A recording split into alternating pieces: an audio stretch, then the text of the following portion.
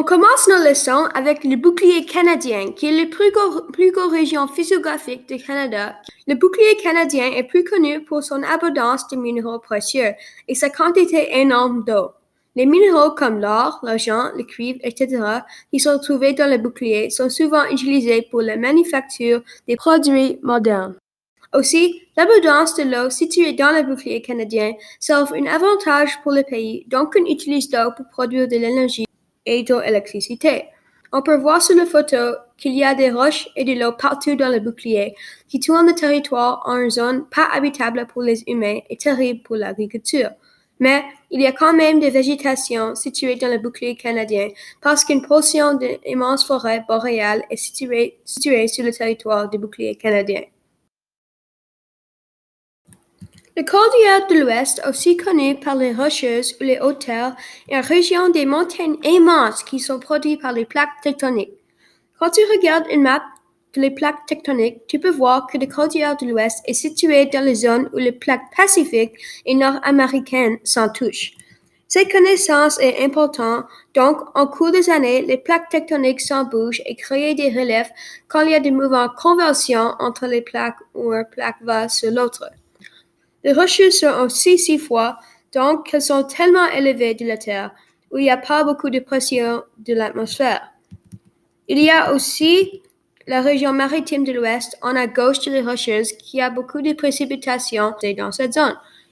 Ça, c'est pourquoi cette région a une forêt de pluie immense, qui est actuellement une zone de végétation du Canada. Les plaines intérieures sont incluses dans les basses terres, donc il n'y a pas beaucoup de montagnes, mais beaucoup de l'agriculture. Au nord de les plaines intérieures, la région est partie de la zone de climat subarctique, qui veut dire que cette zone est tellement froide grâce à son haute altitude. Cette région produit aussi un peu de quantité de végétation dans l'été quand la neige s'en fond. Au sud de les plaines intérieures, on peut trouver les prairies, qui est connue pour sa production de l'agriculture. L'air est tellement sec dans les prairies grâce au manquage des lacs et des nuages.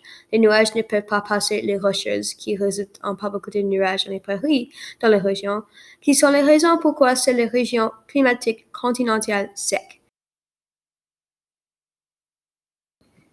Les basses terres des Grands Lacs et du Saint-Laurent sont la plus petite région physiographique du Canada, qui est une région tellement développée et industrialisée grâce à des villes comme l'Ottawa et le Toronto.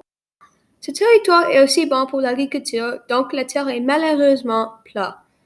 Il n'y a pas une quantité énorme de l'agriculture grâce à toute l'urbanisation prend beaucoup d'espace.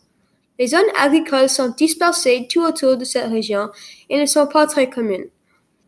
L'atmosphère est humide car l'eau évaporée des grands lacs et les fleuves rend l'air dense.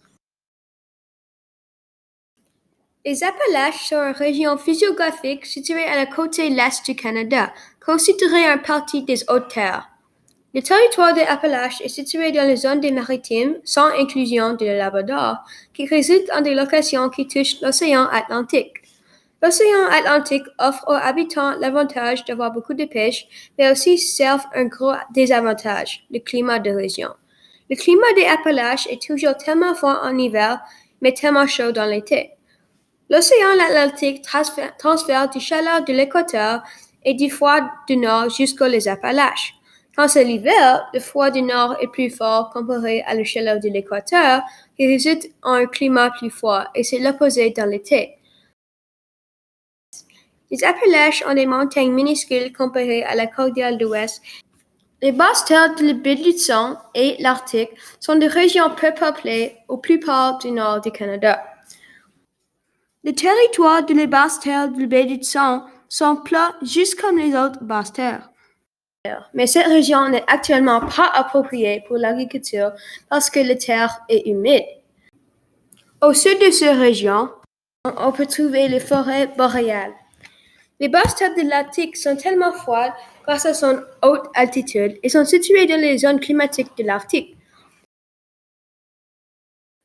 Le chêne des Inuitiens est la région physiographique la plus au nord du Canada. L'expectation de vie dans le chêne inuitien est tellement basse grâce que la région est tellement froide qu'elle peut atteindre des températures de moins 70 degrés. Les chaînes des Inuitiens à des petites montagnes qui classifient les chaînes dans les catégories de l'auteur.